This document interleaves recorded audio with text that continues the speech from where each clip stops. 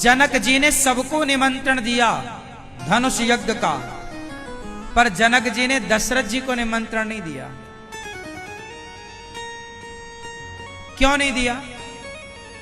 जनक जी ने सारे राजाओं को बुलाया सीता स्वयंवर में, पर जनक जी ने अयोध्या में निमंत्रण नहीं भिजवाया।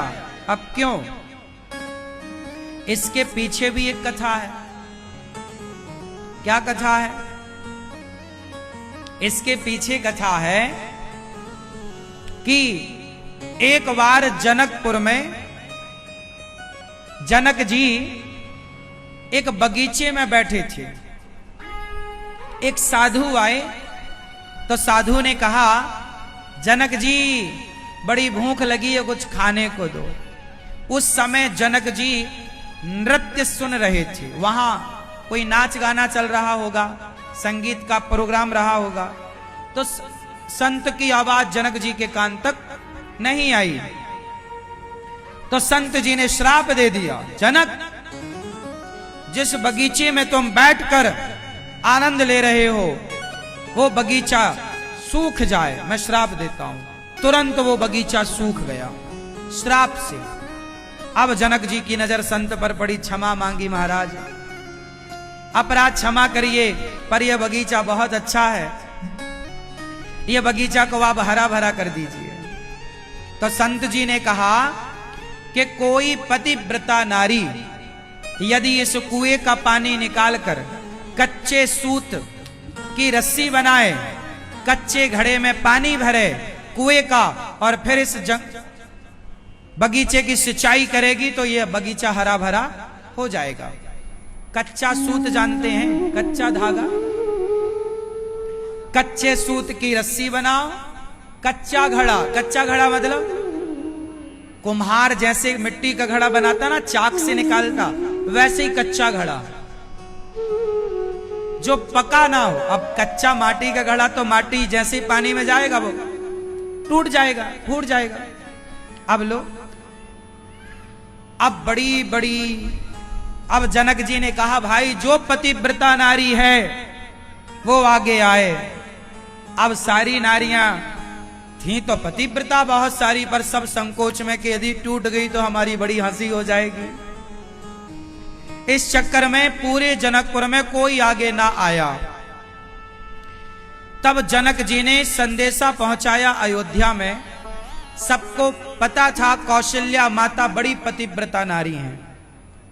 तो जनक जी ने कौशल्या मां के लिए पत्र लिखा दशरथ जी के लिए कि महाराज हमारा बगीचा सूख चुका है, और जो पतिव्रता नारी कच्चे सूत की रस्सी बनाकर कच्चे घड़े से पानी निकालकर बगीचे में सींचेगी तब ये हरा भरा होगा। तो आप अपनी पत्नी के साथ पधारो और हमारे इस कार्य को पूरा कराओ। अब दशरथ जी को सूचना मिली तो दशरथ जी कौशल्या मैया से बोलते हैं, तैयार हो जाओ, जनकपुर चलना है। कौशल्या मैया बोली ठीक है। कौशल्या मैया अपने कपड़े लत्ते तैयार करवे लग गईं। तब तक कौशल्या मां के कमरे में जो झाड़ू पोंछा करने वाली दासी थी, उस दासी ने कहा, महारानी मां आज आप कहां जा रही हैं? कौशल्या मैया बोली कि आज हम जनकपुर जाएंगे, वहां एक बगीचा में सूख गया है तो पानी वानी हमसे डलवाना चाहते हैं। बोले जो पतिव्रता हो तो आए। तो कौशल्या मैया के कमरे में झाड़ू लगाने वाली जो उनकी दासी थी, उसने कहा, माता इतना छोटा सा काम करने आप क्यों जाओगी, हमें भेज दो। कौशल्या मैया की दासी तैयार हो गई। दशरथ जी ने कहा, अच्छा आप जाओ तो जाओ। रथ तैयार किया, कुछ सेना की टुकड़ी दशरथ जी ने भेजी, और वो कौशल्या मैया की दासी रथ पर बैठ के चली और जनकपुर पहुंची। तो जनकपुर के लोगों में बड़ा उत्साह था कि भाई अयोध्या जी से कौशल्या मैया आने वाली हैं। सबने देखा, कहां कौशल्या मैया? तो रथ से उतरी वो दासी। तो वो दासी भी इतनी सुंदर थी कि जनकपुर वालों को लगा, वाह जय हो कौशल्या मैया की। कौशल्या, उन्होंने कहा, मैं कौशल्या नहीं हूं, मैं उनकी दासी हूं। अब जनक जी घबराए, हे भगवान, बुलाया रानी को आई दासी। ये क्या करेंगी? बोले बताओ कहां तुम्हारा बगीचा? बोले ये रहा। अब सब लोग बिल्कुल आंखें गड़ाए बैठे कि कब रस्सी टूटे, कब हम हंसे। पर वो दासी तो कच्चे सूत की रस्सी बनाई, कच्चा घड़ा डाला कुएं में पानी। हे ईश्वर, यदि मैं पतिव्रता हूं तो ना ये रस्सी टूटे ना ये घड़ा फूटे। अब तो लो भैया पानी निकाला, वो काहे को रस्सी टूटे? लोगों को लगा अब टूटी, काहे टूटे? वो निकाला और पानी का सिंचन किया, पूरा बगीचा हरा भरा हो गया। जनक जी डर गए।